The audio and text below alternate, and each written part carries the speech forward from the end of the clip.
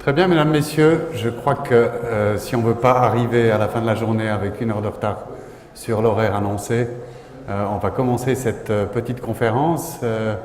On peut encore peut-être laisser les portes ouvertes pour permettre à d'autres personnes de se laisser tenter par le suivi de cette conférence que je suis tenu de garder dans un cadre de 1 heure maximum, dans 40 minutes de présentation.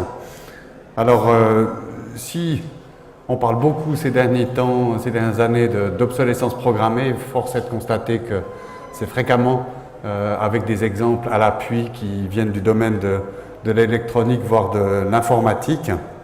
Et comme je suis, on le verra, je le rappellerai tout à l'heure, depuis plus de 30 ans, un fervent défenseur du concept de développement durable, eh bien j'ai considéré que le défi de concevoir de la durabilité dans le secteur de l'informatique était un défi passionnant qui devrait être à ma hauteur. Alors voilà, je me permets de faire un bref récapitulatif de mon parcours professionnel parce qu'on pourrait parfois avoir l'impression que c'est un parcours un petit peu décousu en zigzag. La réalité est plutôt celle d'une démarche parfaitement rectiligne et cohérente. Il faut remonter en 1980, il y a 34 ans, lorsque je crée La Bonne Combine, atelier de réparation en tout genre à Lausanne, qui existe toujours, qui répare toujours des milliers d'appareils chaque année, des produits qui se trouvent dans le ménage, de l'électroménager à l'électronique, en passant par le mobilier, les luminaires et que sais-je.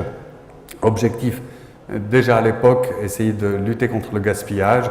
J'avais le sentiment en 1980 que la camelotisation, c'était le terme consacré, la camelotisation du matériel ménager notamment, avait atteint les limites à ne pas dépasser. J'étais persuadé que les consommateurs se révolteraient rapidement et qu'il y avait donc un intérêt à proposer des services pour faire durer les objets qu'on avait, ma foi, payé fort cher. La réalité de l'histoire a été plutôt dans le sens inverse. La camelotisation s'est poursuivie jusqu'à ce qu'on finisse par parler d'obsolescence programmée, parce qu'il y a des cas effectivement patents à ce niveau-là, genre la machine à café avec son petit programmeur électronique qui compte le nombre de cafés et puis qui s'arrête en réclamant un service de réparation après X café. Voilà un bel exemple d'obsolescence programmée au sens strict. Puis après, ce qui s'est passé, c'est que La Bonne Combine a connu un certain succès, notamment dans les médias. Et je me souviens avoir entendu à plusieurs reprises des clients me dire « Ouais, mais écoutez, c'est bien joli ce que vous faites, c'est sympa de réparer les appareils, de lutter contre le gaspillage et contre la raréfaction des ressources. » Mais enfin, chaque fois que vous réparez un appareil, c'est un appareil neuf qui n'est pas fabriqué, qui n'est pas vendu, vous tuez de l'emploi industriel.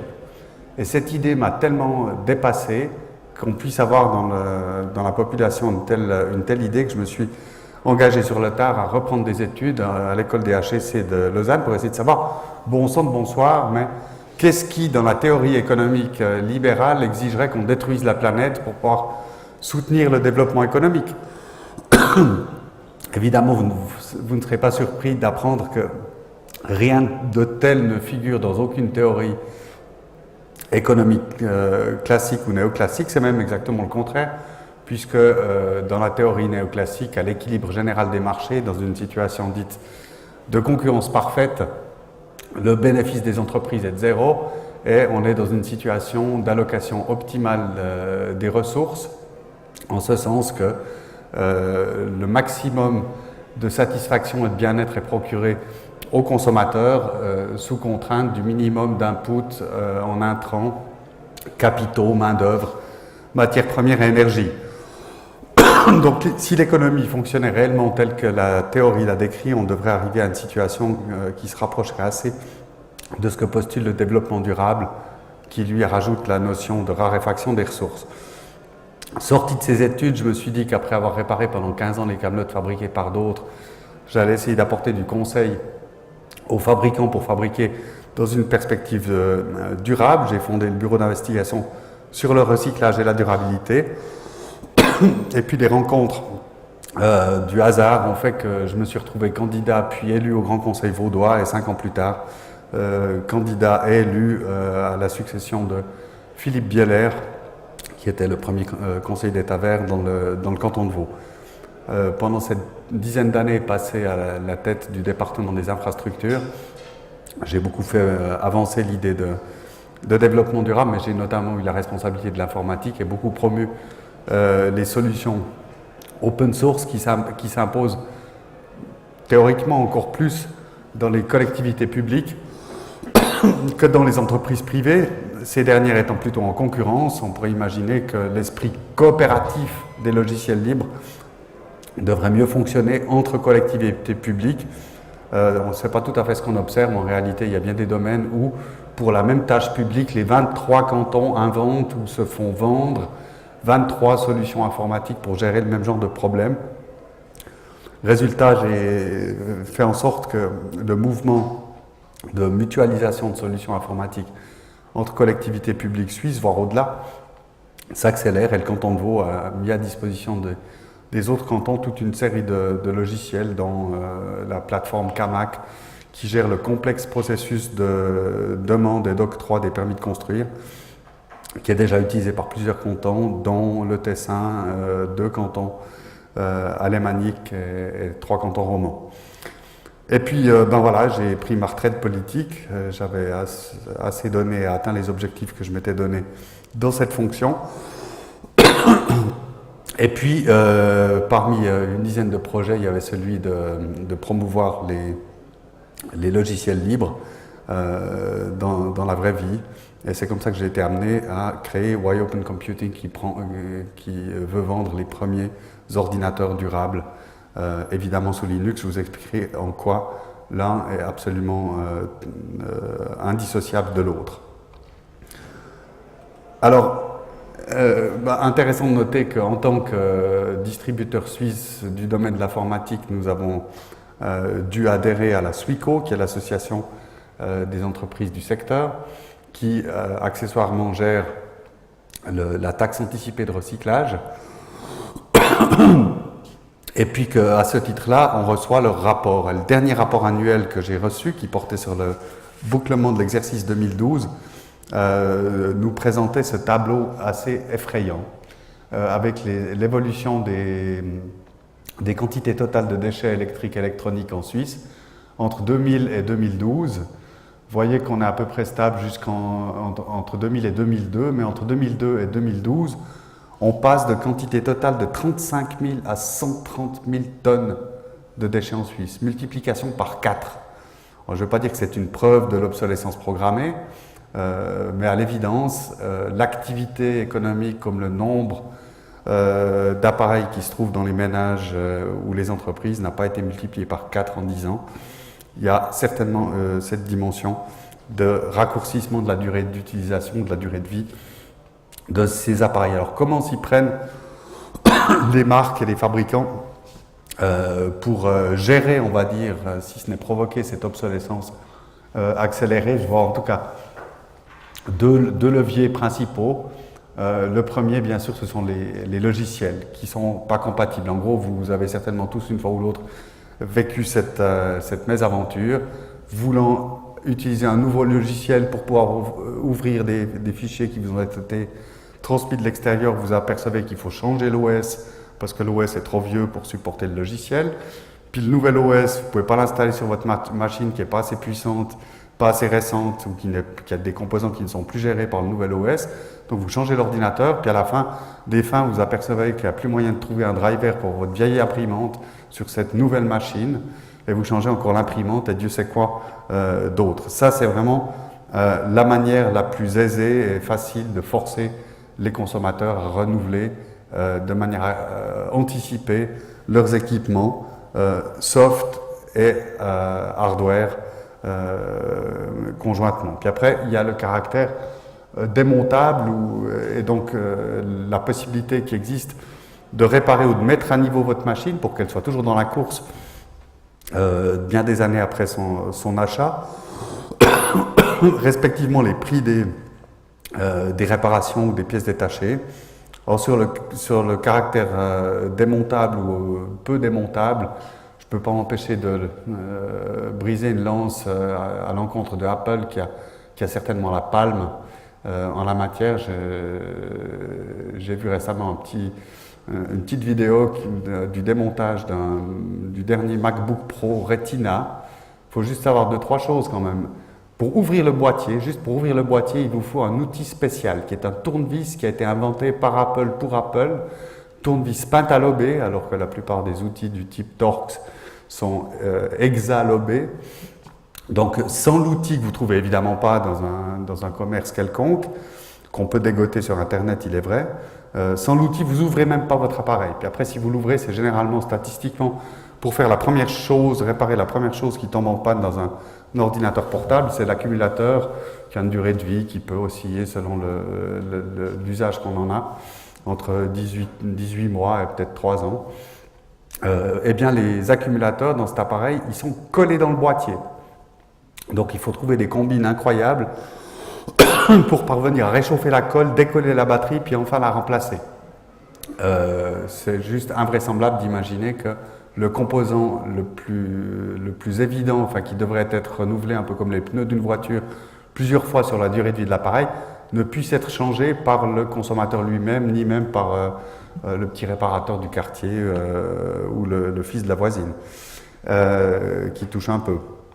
Eh bien, les choses ne s'arrêtent pas là pour bien montrer qu'il y a une volonté délibérée du fabricant, en l'occurrence, d'empêcher la réparation ou la mise à niveau. Deuxième exemple, c'est que sur ces nouvelles machines, les barrettes mémoire, elles sont soudées sur la carte mère maintenant. Donc vous ne pouvez pas rajouter, vous ne pouvez pas acheter une machine parce que vous n'avez pas les moyens de mettre plus avec 8 Go de RAM et puis en vous disant demain je passerai à 16 ou à 32 Go. Vous avez intérêt à viser juste tout de suite et puis à payer le prix de la mémoire maximale dont vous pensez avoir l'utilité sur le long terme.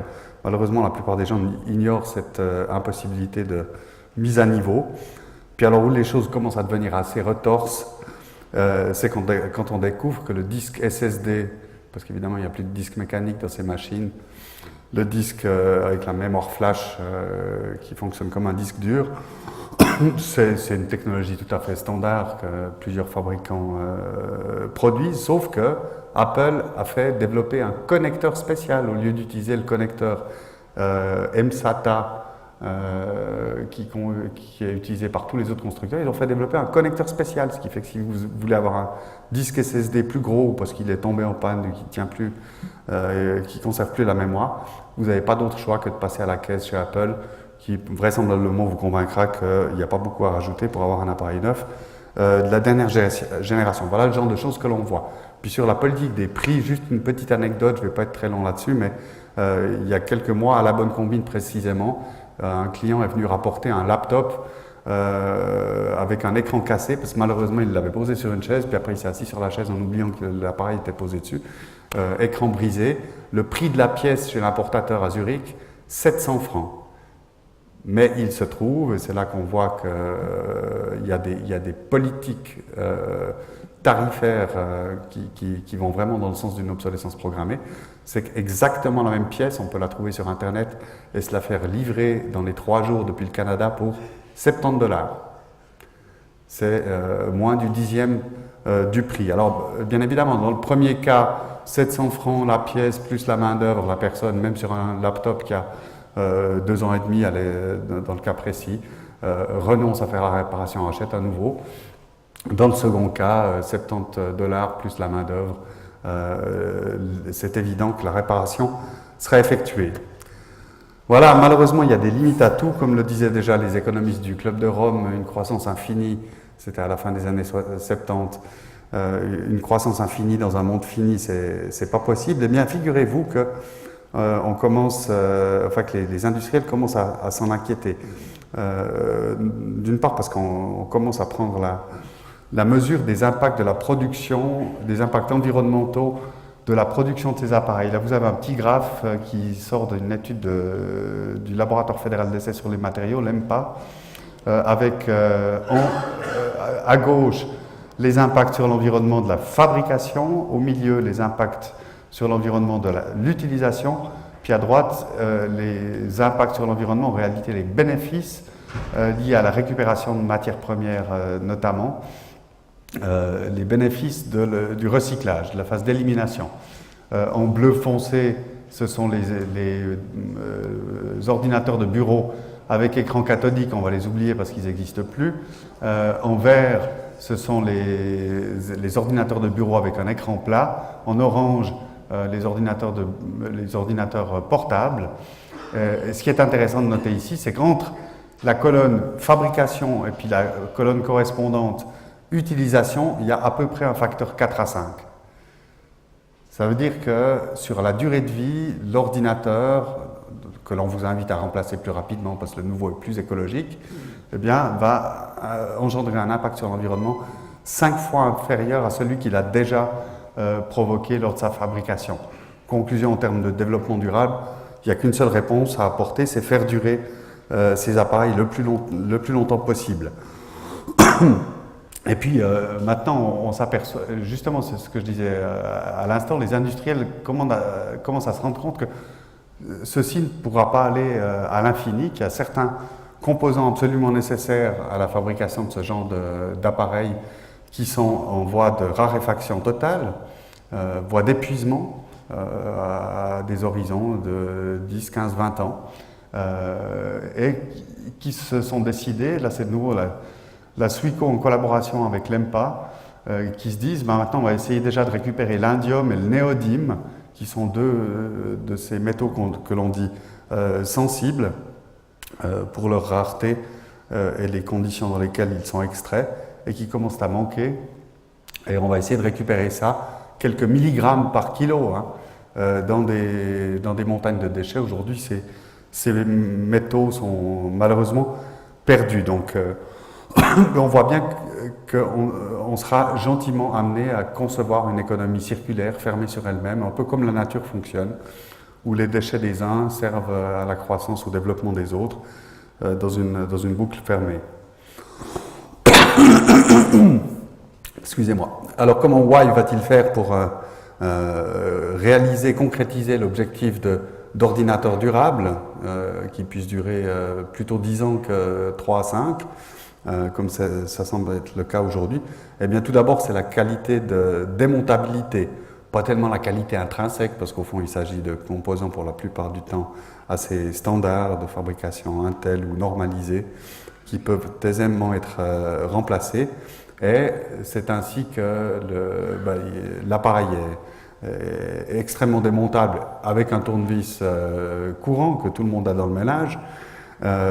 Et puis, dès la mise en vente du produit, on trouve sur iFixit.com aux États-Unis, je précise que la plateforme a depuis peu été traduite en allemand, en italien, en français et en espagnol, dans un environnement, une plateforme collaborative où sont publiés les guides pour faire toute opération de réparation, de mise à niveau sur ces machines. Je crois que c'est une première mondiale. Il y a des milliers et des milliers de guides sur iFixit.com, mais tous ces guides ont été réalisés par des gentils bricoleurs qui ont pris le temps de mettre leur savoir, leurs compétences techniques à disposition de la communauté. Là, c'est la marque elle-même qui se préoccupe de tout faire pour que ces appareils puissent durer le plus longtemps possible. Ce qui en soi constitue un modèle économique assez révolutionnaire. Deuxièmement, évidemment, on mise sur les logiciels libres. Pourquoi me direz-vous? Alors, c'est pas seulement par affection, mais tout simplement et concrètement parce que la machine que j'ai là devant moi, fabriquée en 2013, eh bien, j'ai absolument aucune certitude que Windows, elle tourne aussi très bien sous Windows, Windows 2025 sera toujours capable de gérer tous les composants qui se trouvent à l'intérieur. En tout cas, je peux avoir aucune garantie de la part de Microsoft à ce sujet. Et puis j'ai même furieusement l'impression que la réponse, enfin j'aurais tendance à dire spontanément que la réponse est négative. Or, avec le modèle des logiciels libres, je pourrais toujours, même dans 10 ans, au besoin, réinstaller la vieille version Ubuntu 12.04 qui était sur la machine et qui gérait bien ce hardware-là en 2013. Et puis, il y a la maturité de ces systèmes d'exploitation Linux, et en particulier la simplicité d'utilisation pour un non-geek qu'offre Ubuntu, avec des mises à jour régulières. Votre système d'exploitation, il ne sera pas le même dans 10 ans que ce qu'il était aujourd'hui, ni même il sera le même à la fin de la période de 5 ans pendant laquelle la version long-term support sera maintenue, parce qu'il y a toutes les semaines des mises à jour, y compris sur le noyau Linux. Voilà. Et puis, l'autre constat, et là c'est à nouveau l'économiste plutôt que l'écologiste qui parle, c'est l'incroyable modèle des logiciels libres qui fait que on a en réalité, contrairement à ce que d'aucuns pourraient imaginer, non pas des logiciels gratuits qui ne valent rien, mais au contraire des logiciels gratuits qui sont les plus performants, qui sont développés avec les coûts de production les plus faibles. Tout ça grâce à une coopétition, comme disent certains, c'est ce mélange de coopération et de compétition. Pour faire court, je crois qu'on peut dire que le fait de pouvoir réutiliser tout morceau de code qui fonctionne bien dans un autre projet fait qu'évidemment on construit plus rapidement les choses, mais aussi qui s'améliore extrêmement rapidement ces logiciels et que on se retrouve dans une situation où, en gros, et pour caricaturer, si vous n'avez pas le meilleur produit qui soit au monde, vous disparaissez à peu près aussi vite que votre logiciel a été lancé au départ. Alors voilà, puis la Logitech que l'on trouve sur Ubuntu permet vraiment à n'importe qui, sans rien connaître à l'informatique, de sélectionner un programme adapté à sa machine, cliquer sur un bouton, installer, tester le logiciel, éventuellement le désinstaller tout aussi simplement. Et on a vraiment accès à un patrimoine logiciel en perpétuel développement, amélioration, et évidemment toujours respectant les standards ouverts, ce qui vous permet de changer d'univers informatique ou de système d'exploitation sans risque de ne plus pouvoir accéder aux données que vous avez vous-même générées, qui sont les vôtres, indépendamment du logiciel qui a permis de les générer. Puis après, le dernier élément qui me sensibilise beaucoup là aussi en tant qu'économiste, c'est que j'ai fait le calcul que lorsque l'État de Vaud développait des projets importants en informatique, avec des solutions propriétaires, plus de la moitié des coûts traversaient l'Atlantique pour aller dans la poche des éditeurs, alors que dans le modèle open source, lorsque l'on faisait des projets open source, la quasi-totalité de l'argent restait en Suisse et quelque part promouvait la création d'emplois, l'innovation, la maîtrise technologique locale. C'est pour ça qu'on a fait un gros effort pour déployer un réseau de partenaires. C'est toutes ces petites entreprises qui ont une connaissance de Linux, parce que je rappelle juste que sur les serveurs, Linux occupe à peu près 2/3 de part de marché, quand ça n'est que 1% sur le poste de travail. En gros, quand les informaticiens se posent la question de savoir quel logiciel utiliser, s'agissant du système d'exploitation, c'est Linux qui est choisi, puis quand c'est le particulier, on préfère rester dans le cocon douillet de Mac OS X ou de Windows, c'est malheureusement ainsi. Bref, pour rassurer tout le monde, j'ai voulu démontrer avec une carte qui comprend aujourd'hui plus de 130 spécialistes Linux dans toute la Suisse, que si on quittait les bras de sa marque fétiche pour embrasser Linux, on ne serait pas tout seul. Il y a des possibilités de tester, d'acheter, d'obtenir des conseils, des réparations, ou voire même chez certains de suivre des cours de formation sur Linux pour débutants ou plus pointus si nécessaire. Alors voilà, j'ai lancé un pari que j'espère bien gagner, avec quand même quelques atouts pour lui, puisque à l'heure où je vous parle, Y est la seule marque qui propose un ordinateur portable, je dis bien portable, avec Linux préinstallé dessus. Et puis c'est une première mondiale, en ce sens que c'est la première fois qu'une marque fait tout pour que ses produits durent le plus longtemps possible. Et puis, autre source de satisfaction, c'est que cette démarche s'inscrit clairement dans une tendance, un trend tout à fait passionnant, l'open hardware, qui vise en gros à faire ce qu'on a fait sur les logiciels libres et qui ont fait leur succès dans le domaine du hardware et des machines, avec le respect des règles que je viens d'évoquer sur l'interopérabilité, la modularité, la réparabilité, et au fond mettre en ligne les plans ou concevoir de manière collaborative les plans d'un appareil complexe comme le smartphone qui est présenté ici. C'est à peu près la même chose que de mettre sur Internet à disposition de tout le monde les plans sur comment démonter et réparer. C'est un peu la même démarche. Et cet open hardware, je pense, ira très loin quand on sait que Google, par exemple, a investi 12 milliards et quelques de dollars pour racheter Motorola Mobile et puis signer un contrat l'an dernier avec PhoneBlocks. C'est le projet d'un designer hollandais qui propose de construire un smartphone par éléments séparés et distincts, et qui doivent évidemment être normalisés, qui puissent s'échanger les uns les autres.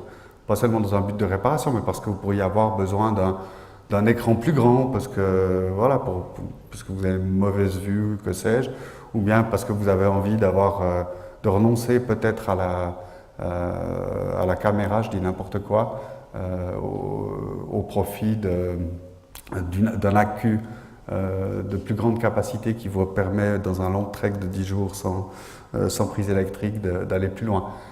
Ça, c'est proprement révolutionnaire. Hein. Ça signifie que si ce projet aboutit, dont je ne doute pas une seconde, vous pouvez être un petit commerçant qui imagine un certain assemblage destiné à une certaine clientèle de ces différents composants pour faire un smartphone vraiment adapté. Soit vous pouvez être un petit industriel, je ne sais pas, je prends l'exemple de notre fabricant national, enfin nos fabricants nationaux de piles et accumulateurs, Leclanche à Yverdon, qui bat de l'aile depuis de fort nombreuses années, qui pourrait proposer à tous les clients du produit estampillé Google, et surtout à l'échelle d'un marché mondial, des accumulateurs particulièrement performants, alors pas au prix de la camelote fabriquée en Chine, mais voilà, un autre prix, et puis écouler des quantités de produits dans ce sens-là, sur un objet qui soit durable et réparable. Et puis après, on sort même du secteur de l'informatique, enfin pas tout à fait, parce que je vous invite à aller regarder, je pourrais en faire une conférence pour elle-même, hein, le site opensourceecology.org. C'est un projet qui vise à créer un kit de démarrage pour une nouvelle civilisation. En gros, l'idée, c'est de permettre à un village, par hypothèse africain, de produire lui-même, d'entretenir tous les appareils nécessaires à son développement. Du tracteur au groupe électrogène, en passant d'ailleurs par le haut fourneau, bah oui, pour fabriquer l'acier dont sont faits les autres appareils, et en passant par la table de découpe, laser ou autre, pour fabriquer d'autres produits. Tout ça avec des plans qui sont publiés, disponibles, vous avez accès à tout ça. On est vraiment à un changement de civilisation, et puis on observe ici aussi la dynamique formidable des logiciels libres, en ce sens que tout est parti de l'histoire d'un paysan américain qui casse pour la deuxième fois son tracteur, puis qui se dit je vais le faire moi-même maintenant, mon tracteur, puis il fera exactement ce que je veux, puis s'il casse, je sais à qui m'en prendre, mais j'en ai marre. Et puis il fait ça, il a un peu une drôle d'allure le tracteur, mais il fait ce qui est attendu de lui. Puis à l'issue de ça, il a encore passé quelques heures à documenter tout ça sur Internet. Et c'est comme ça que ce projet de kit de démarrage pour une nouvelle civilisation est parti. Et puis c'est marrant parce que qui c'est qui est derrière opensourceecology.org, c'est une certaine fondation, Mark Shuttleworth, le fondateur de Canonical, qui est l'éditeur de Ubuntu, puis qui a fait fortune en Afrique du Sud dans le domaine des systèmes de sécurité, si je ne m'abuse. Eh bien voilà, la boucle est bouclée. Vous voyez bien que open source, open hardware, durabilité, autonomie, revenir à des échelles de production plus petites. J'évoquais à l'instant le haut fourneau. Ouais, je dis haut fourneau parce que c'est comme ça qu'on appelle ça aujourd'hui. C'est ces trucs où il faut s'appeler Mittal, avoir une société qui pèse des milliards de capitalisation boursière pour acheter des installations absolument gigantesques. Là, on parle d'un haut fourneau qui ressemble, avec les dernières technologies de four à induction, à ce que nos ancêtres faisaient à l'âge du fer il y a 3500 ans. Donc on change d'échelle, complètement. Au fond, on va un petit peu vers une sorte de mondialisation à taille humaine, alors que c'est jusqu'ici le contraire qui s'est produit avec des entreprises de plus en plus gigantesques. Je lisais l'autre jour que Foxconn, ceux qui fabriquent en Chine les ordinateurs Apple, emploient plus d'1 million de collaborateurs. Incroyable. Et puis si vous n'avez pas cette taille-là, ben, vous n'êtes pas compétitif. Maintenant, tout ça est en train de changer. Je vous invite à aller jeter un petit coup d'œil parce que c'est absolument passionnant. Évidemment, ça me donne plein d'idées, parce qu'après l'ordinateur Y, pourquoi ne pas imaginer, je ne sais pas moi, la machine à laver Y. La machine à laver qui aurait un Raspberry Pi, ce petit ordinateur taille de crédit, avec son petit programme qui pilote tous les composants. Puis au lieu de changer dans 5 ou 6 ans la machine à laver pour en acheter une plus écologique, vous allez télécharger sur Internet, sur le site de Y, le dernier programme qui lave encore plus écologique que vous installez sur la machine. Ou alors, vous lancez un petit programme de diagnostic et la machine, avec votre portable Y par hypothèse, et la machine vous dit quel est le composant défectueux et vous accédez directement à la page iFixit qui vous dit combien de temps ça prend, combien coûte la pièce, si c'est difficile ou pas difficile à la portée de tout le monde ou pas, que d'effectuer la réparation. Voilà un petit peu les perspectives que ça ouvre, assez magiques. Et puis j'aurai atteint mes objectifs lorsque on pourra donner aux moyens aux chauffeurs de taxi brousse en Afrique de continuer à faire rouler des voitures en arrachant l'ordinateur de bord. Là, vous savez, celui qui empêche que le véhicule démarre si la ceinture de sécurité du conducteur ou du passager n'est pas fermée, ce qui évidemment pose des problèmes dans ces pays-là. Remplacer ça par un petit ordinateur open source dont les programmes peuvent être téléchargés et qui permettent de faire des diagnostics et de réapprendre à réparer soi-même ces machines qui sont devenues un petit peu des ordinateurs roulants.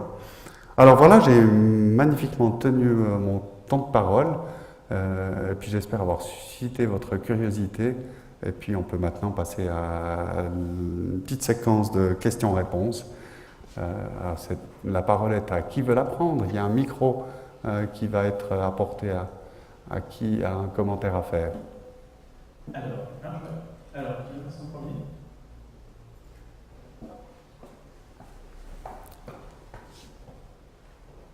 Bonjour. J'ai 2 questions. La première, ou 2 remarques peut-être. La première, est-ce que vous pensez, vous avez baigné dans le monde politique, est-ce que vous pensez qu'au niveau politique, il y aura à terme une certaine incitation des fabricants ou des distributeurs ou du monde commercial en général à fabriquer, à mettre en vente des produits qui sont un peu plus durables qu'aujourd'hui, que ce soit sur le plan d'incitation ou même de quelque chose de plus contraignant. Par exemple, aujourd'hui, la plupart des appareils mobiles les fabricants ont été forcés, je crois, par l'Union européenne, de se mettre d'accord sur le connecteur de recharge. Je pense à un petit détail, aujourd'hui on a du USB ou du micro USB partout, alors qu'il y a 5 ans, c'était là. Est-ce que ce serait imaginable que quelque chose vienne, soit au niveau national, soit au niveau plus large, mais à travers le monde politique pour forcer ou inciter les constructeurs à aller un petit peu dans ce sens-là? Merci pour cette vaste question. En gros, je résume, qu'est-ce que le monde politique peut faire ou comment légiférer pour favoriser des solutions plus durables, en particulier l'interconnexion, l'interopérabilité des appareils entre eux pour éviter de devoir tout changer dès qu'il y a un composant qui est défectueux, par exemple. J'aurais tendance à dire pas grand-chose. J'aurais tendance à dire pas grand-chose parce que force est de constater, sur la base de mon expérience politique, que la politique et en particulier les législations sont plutôt toujours en retard sur ce qui se passe dans la vie réelle, alors que le pouvoir qu'ont les consommateurs de tourner le dos à des comportements abusifs de la part de tel ou tel fabricant est probablement un levier qui pourrait faire changer beaucoup plus vite les choses. Je pense à cet égard à ce site en Allemagne créé par un prof d'Uni invitant à donner des exemples d'appareils tombant en panne avec marque, modèle, etc. Juste après la fin de la garantie pour pouvoir documenter scientifiquement ce phénomène. Et je peux vous dire que ça fait du mal parce que de plus en plus les gens vont commencer à aller regarder ce genre de site ou voir certaines plateformes en ligne, vont les intégrer dans leur shop pour vous permettre d'accéder directement à ce type d'informations pour orienter les comportements, puis détournant l'intérêt des consommateurs pour les produits non conformes à ces critères de durabilité, faire en sorte que ces comportements disparaissent petit à petit. En revanche, ce que par exemple pourrait faire le monde politique, j'en ai d'ailleurs fait une proposition qui a été étonnamment lue sur notre page Facebook, c'est l'idée d'un label normalisation. En gros, on pourrait imaginer que comme il existe un écolabel européen, il existe un label de normalisation européen qui fait que quand vous achetez un produit, vous savez que si un jour il vous manque un composant et vous avez besoin d'une pièce de rechange ou d'un composant plus performant, vous n'êtes pas le bec dans l'eau parce que le fabricant n'existe plus ou ne veut ou ne peut plus vous livrer la pièce. En gros, le critère de réparabilité ou normalisation, ce serait simplement ceci, que les composants qui sont dans l'appareil proposé peuvent s'acheter en dehors du fabricant du produit ou de la marque du produit. Voilà, ça c'est une idée toute simple qui ne fera pas hurler à droite, qui n'est pas contraire à la liberté du commerce et de l'industrie, qui améliore la circulation de l'information en la synthétisant, parce qu'un label c'est plus facile que de lire toutes les prescriptions, même la fiche énergétique. Faut déjà avoir une certaine habitude pour comprendre ce qui y figure. Enfin, un truc tout bête, quoi. Voilà, vous achetez cet appareil, le fabricant ne veut pas vous le réparer, eh bien, pour aller n'importe où, vous trouverez quelqu'un qui peut se fournir les pièces et qui peut vous réparer le produit. Voilà, c'est une idée de ce qui pourrait être fait et que j'ai déjà poussé, parce qu'évidemment, j'ai mes entrées encore sous la coupole fédérale pour faire avancer ce genre d'idées. J'avais une deuxième question là, surtout par rapport à ce que vous venez de montrer, le tracteur open source, des équipements actuellement achetés dans le commerce et qu'on pourrait faire soi-même. Moi, il y a des grosses barrières que je vois là, c'est toutes les questions de certification, de marquage de conformité, ce genre de choses. Parce que le tracteur bricolé dans un coin avec un Raspberry dans la chaîne, pour faire marcher le truc, c'est sympa, mais on l'a vu sur la route de Paris, je fais 100 mètres avant de travailler par les pics. La machine à laver avec le Raspberry qui commande le cycle de lavage, tant qu'on sera quelques minutes à laver le linge comme ça ira. Mais le jour où c'est fait dans le commerce, il n'y aura pas de marquage CO. Donc, la question, est-ce que ce n'est pas une grosse barrière, ce genre de choses, en tout cas chez nous, en tout cas en Europe, aux États-Unis, dans les pays occidentaux? Donc la question, comment est-ce qu'on fait pour réaliser des produits open hardware dans des domaines où toutes sortes de certifications de marquage du type CE doivent être légalement obtenues? C'est une excellente question. C'est vrai que si vous bricolez pour vous-même dans votre garage, il n'y a pas de souci. Mais si vous commencez à faire le commerce, vous ne mettez pas sur le marché un produit qui ne répond pas, qui n'est pas estampillé avec toutes les normes CEN, CENELEC et consorts. Mais c'est justement là que le modèle open hardware, tout comme open source, est intéressant. C'est qu'au lieu d'être tout seul dans votre coin, vous êtes à l'échelle européenne des centaines, potentiellement des milliers, qui peuvent se répartir les coûts d'une certification, laquelle d'ailleurs peut être très partielle, parce qu'au fond, on peut faire certifier l'appareil de base du départ, qui lui, la mécanique va peut-être pas évoluer aussi rapidement, et il n'y a plus à certifier que le composant, si on remplace le Raspberry Pi par autre chose, il n'y aura plus que ce composant-là à faire certifier. Moi, je pense qu'on pourrait faire évoluer en tous les cas les législations de certification pour faire en sorte que une machine donnée ne doit pas repasser par toutes les étapes de certification, mais uniquement celles qui concernent les composants qui ont été modifiés à l'intérieur. Ce qui permet de simplifier le problème, ce qui permet de répartir la charge, puis de rendre les choses possibles. Faire certifier comme il se doit une voiture que vous auriez construite vous-même à la Sbarro pour obtenir le droit, non pas de rouler, mais d'être vendu sur le marché européen, c'est juste inimaginable. Donc la question est bonne, mais la réponse, elle pourrait être le fait qu'avec Internet, et je pense qu'on n'a pas encore pris toute la mesure de ce que rend possible de totalement nouveau cet Internet et ces réseaux, ces collaborations de l'individu avec un autre ou des milliers d'autres individus, c'est la possibilité de regrouper des besoins. Le fundraising fait aussi partie, crowdfunding fait aussi partie de cette mouvance qui est en train de changer complètement la donne. Qu'il s'agisse de trouver des moyens financiers, de développer des projets, de développer de meilleurs projets, d'avoir de meilleures idées qui correspondent mieux aux besoins des consommateurs ou aux exigences de l'environnement, tout ça est devenu fabuleusement plus simple aujourd'hui que ça n'était le cas il y a 10 ans. Alors, il y a d'autres questions? Bonjour, c'est Michael. J'ai juste une remarque. Je ne comprends pas du tout parce que j'ai trouvé sur Wikipédia matériel libre et dans ce cadre-là, j'ai trouvé OpenMomo. Donc c'est un téléphone qu'on peut normalement faire évoluer, etc. Il était fait par une organisation qui s'appelle openmomo.org, puis ça a été repris par openphonux.org. Et puis maintenant, je ne comprends pas parce qu'il n'est pas connu en Suisse. Il y a des choses qui se cachent, mais que ce n'est pas connu, c'est vraiment pas possible. Ouais, la question, pourquoi est-ce qu'on ne vend pas d'OpenMoco en Suisse, c'est ça? Téléphone open hardware qui répond à ce critère-là. J'en sais rien, c'est même tellement vrai que j'avoue, j'ai entendu parler de ce projet, mais je ne me suis jamais intéressé parce que, juste dans l'immédiat, je n'ai pas besoin de téléphone portable.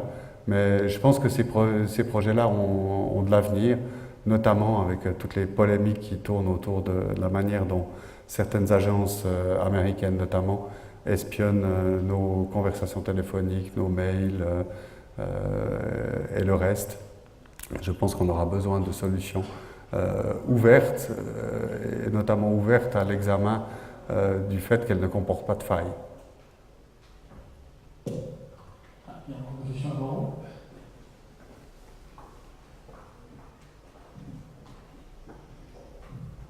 Oui, bonjour. Tout d'abord, merci pour cet exposé très intéressant. Ensuite, deux questions même. On sent qu'il y a une certaine réticence du monde politique suisse pour rester dans le domaine plus logiciel que matériel à tout ce qui est open source. Par exemple, la décision de l'administration suédoise il y a quelques années de revenir à des systèmes de logiciels propriétaires, ou la décision du tribunal fédéral suite au recours qui avait été déposé par des sociétés œuvrant dans l'open source pour certaines licences logicielles. Alors, deux questions liées à ça. Pourquoi, en Suisse, une telle réticence et presque une volonté politique de limiter cette expansion? Et deuxièmement, qu'est-ce qu'on peut faire pour donner un input et infléchir cette volonté? Alors, bonne question. Hein. Qu'est-ce qu'on peut faire dans les administrations publiques suisses, en particulier au niveau de la Confédération, pour faire en sorte que l'open source soit mieux promu, et surtout plus utilisé qu'il ne l'est aujourd'hui? Je me souviens, juste pour l'anecdote, d'une petite entreprise fribourgeoise qui avait fait exactement ce que fait Y en mettant Linux préinstallé sur des ordinateurs pas chers Elle les a principalement vendus à des agriculteurs qui ont quelques temps plus tard demandé à se faire rembourser parce que l'Office vétérinaire fédéral venait de mettre en ligne un outil dans lequel devaient obligatoirement être déclarées les entrées et sorties d'animaux dans les fermes avec Silverlight. Et puis, malheureusement, Silverlight, ça ne marche pas sur les navigateurs qui tournent sous Linux. Bon, depuis, on a trouvé des moyens de contourner le problème, mais ça, c'est juste inimaginable. Ça me fait bondir, et c'est assez régulier qu'on tombe sur des cas de ce type-là. Mais bon, vous dire d'où vient la volonté, je saurais pas trop. Mais il y a une chose que j'ai pu observer quand même, c'est que si vous mettez à la place d'un chef de projet informatique dans une administration publique, d'ailleurs c'est la même chose dans une organisation privée, si un projet est construit sur des solutions, disons Microsoft, pour prendre un exemple au hasard, foire, ce sera la faute à Microsoft, en gros. Et puis on va leur adresser des lettres chargées pour exiger que tout fonctionne dans un délai sous peine de sanctions financières. Si le même projet construit sur des briques open source foire, alors c'est le chef de projet qui saute, clairement. Et je pense que ça, c'est un des éléments d'ordre psychologique, au fond, qui explique pourquoi ceux qui prennent les décisions au quotidien pour orienter des projets vers du libre ou vers du non-libre font plutôt le second choix que le premier.